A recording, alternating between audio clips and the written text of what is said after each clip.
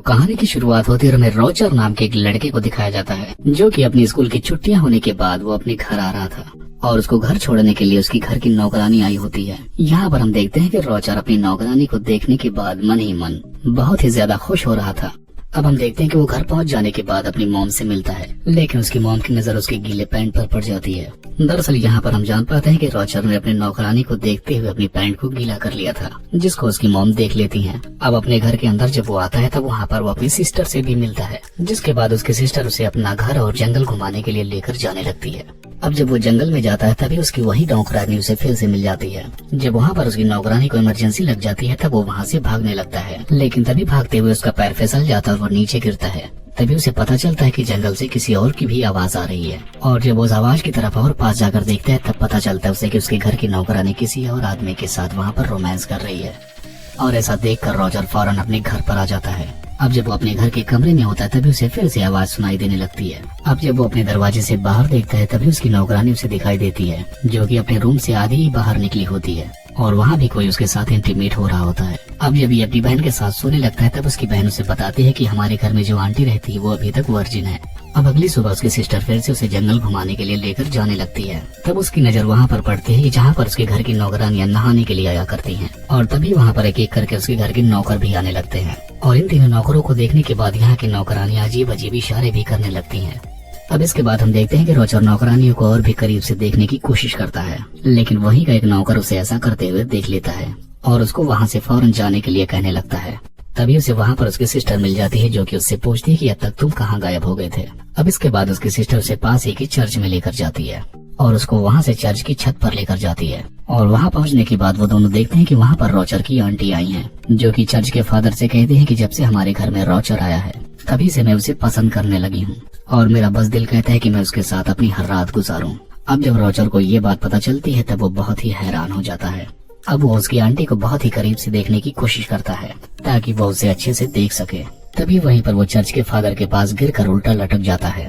तब वहाँ पर चर्च के फादर उसे पकड़ लेते हैं और उसकी शिकायत उसकी मदर से करते हैं। तब उसकी मदर पूछती है कि आखिर इसकी सजा क्या होनी चाहिए। तब फादर कहते हैं कि इसे पीछे से 100 बार मारा जाए और ये सब कुछ उसकी नौकरानी और सिस्टर देख रही होती है।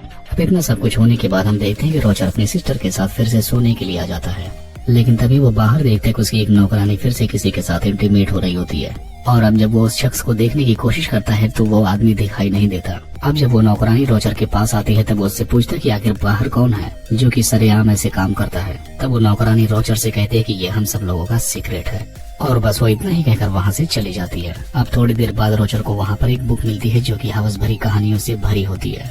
तब रॉजर उस कहानी को छिपकर पढ़ रहा होता है, तभी वहाँ पर उसकी एक नौकरानी भी आ जाती है जो कि मुर्गियों को दाना डालने के लिए आई होती है, लेकिन उसी वक्त वहाँ पर एक नौकर आकर उसे अंदर से लॉक कर देता है और उस नौकरानी के पीछे से जाकर उसके साथ इंटीमेट होने लगता है। अब अगले दिन हम देखते हैं कि रॉजर एक नौकरानी को अपने कमरे में बुलवाता है और उसे वहाँ पर टच करने की कोशिश करता है, लेकिन तभी वहाँ पर दूसरी नौकरानी भी आने लगती है, जिसे देखने के बाद रॉजर वहाँ से भाग निकलता है। अब यहाँ पर भी रॉजर को कुछ नहीं मिलता, जिसके बाद वो घर जाता है। तभी उसे रास्ते में एक नौकरानी मिलती है जिस पर पीछे से वो हमला कर देता है। अब वो नौकरानी पहले तो उसे मना करती है, लेकिन फिर बाद में वो भी मान जाती है। अब अगले दिन घर के सारे मर्द किसी काम से बाहर चले जाते हैं, तब इसका फायदा रॉजर उठाता है।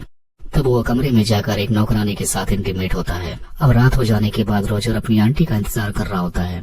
अब काफी रात गुजरने के बाद उसकी आंटी आ भी जाती हैं और यहाँ पर ये दोनों बहुत सारी बातें करने लगते हैं। फिर वो उससे कहता है कि तुम अभी तक वर्जिन हो और इसमें मैं तुम्हारी मदद कर सकता हूँ, लेकिन यहाँ पर पहले तो उसकी आंटी रॉजर को मना करती हैं, लेकिन उसके फोर्स करने के बाद वो मान जाती हैं, जिसके बाद आज रात ये दोनों यहीं पर इंटीमेट होने लगते हैं। अब कुछ देर बाद वहाँ पर हेलन नाम की नौकरानी आती है, तभी रॉजर उसे पकड़ लेता है और यहाँ पर उसके साथ भी इंटीमेट हो जाता है। अब अगले दिन हम देखते हैं कि रॉजर अपनी हवस मिटाने के लिए अस्तबल में जाता है, जहाँ पर रॉजर एलिसा को सेड्यूस करने लगता है और यहाँ पर वो इसके साथ भी फिजिकल रिलेशन बना लेता है। अब यहाँ पर हमें पता चलता है कि रॉजर ने अपने घर की किसी भी लेडी को नहीं छोड़ा है। अब इसके बाद काफी वक्त गुजरने के बाद हम देखते हैं कि रॉजर इस हद तक गुजर जाता है कि वो अपने कमरे में एक साथ बहुत सारी लड़कियों को बुलवाकर उनके साथ इंटीमेट हुआ करता है। अब कुछ टाइम बाद हम देखते हैं कि एलिसा रॉजर से कहती है कि अब वो प्रेग्नेंट है और ऐसा सुनकर रॉजर की फट जाती है। अब अगले दिन रॉजर के कमरे में एक नौकरानी फिर से आती है और उससे वो भी कहती है कि वो भी प्रेग्नेंट है और तब तक उसकी आंटी भी आकर उससे कहती है कि वो भी प्रेग्नेंट है। तब यहाँ पर हमें पता चलता है कि रॉजर जिस किसी के साथ भी इंटीमेट होता है उसे प्रेग्नेंट करके ही छोड़ता है। अब इसके बाद यहाँ पर रॉजर की स्कूल की छुट्टियां खत्म हो जाती हैं और अब वो अपने स्कूल वापस जाने के लिए रेडी हो रहा होता है। तभी वहाँ उसके पास एक और लड़की आती है जो कि उससे कहती है कि वो भी प्रेग्नेंट है और ये बेबी तुम्हारा है। और ऐसा सुनने के बाद रोजर और भी ज्यादा शॉक्ड हो जाता है और आखिरकार रोजर सारी लड़कियों को ऐसे ही छोड़कर अपने स्कूल वापस चला जाता है। और इसी को दिखाते हुए इस कहानी का यहीं पर एंड हो जाता है।